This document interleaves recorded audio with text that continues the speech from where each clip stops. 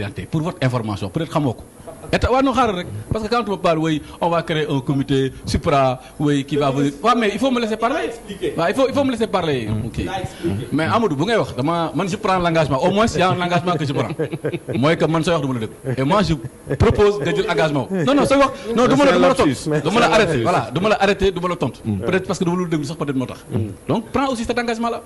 dama lay wax d'abord yooyu ngay wax ça existe dans ce pays yéen da ngeen di soog a ñëw yaakaar ne comme na la ko Tafsir waxee da ngeen ñëw rek Sénégal tey la commencé loolu am na ay fonctionnaires yu honnêtes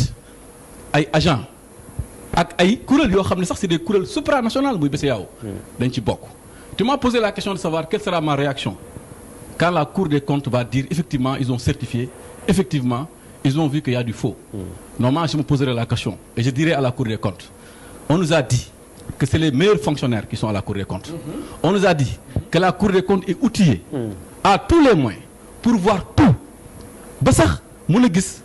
Pape Malick bu jël benn marché jox ko keneen détail boobu mën na ko def où était la Cour des comptes quand les choses se passaient comme ça et quelle est aujourd'hui la crédibilité de la Cour des comptes voilà les questions que je vais me poser aujourd'hui non bah laisse-moi parler la question mais laisse-moi parler voilà les magistrats là je vais leur poser cette question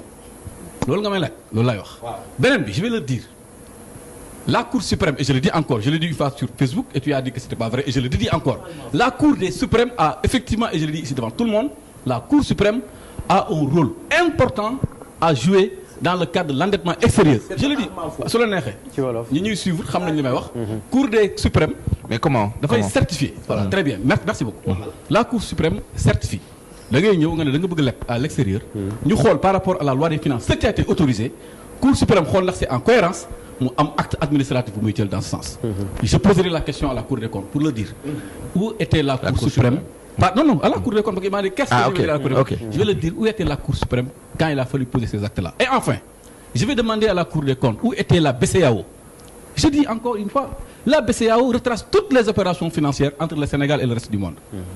képp ku leb à l'extérieur ba yow sax soo fekkee da nga envoyé Western Union muy génn wala muy dugg Sénégal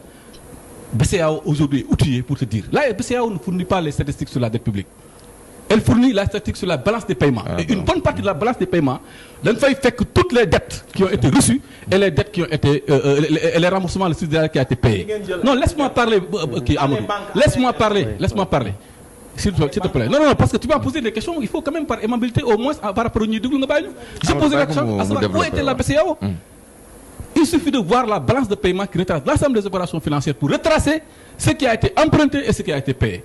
j'ai vu dans un de leurs communiqués keroog bu ma jabal waxee ne oui il y a un problème parce que dem nañu am marché extérieur et ils n'ont rien obtenu j'ai vu un communiqué du ministre des Finances que vous pouvez publier mun naa leen ko woon il dit ci paragraphe 3 ou 4 ce processus-là a été fait sous la supervision de la Banque centrale parce qu'effectivement quand il faut payer sooy fay la dette extérieure tu vas payer avec des devises BCEAO ne te laissera pas dans cette affaire d'endettement-là la BCEAO n'est pas un comptable de fait où tu viens le Sénégal déclare qu'il a 70%, la Côte d'Ivoire déclare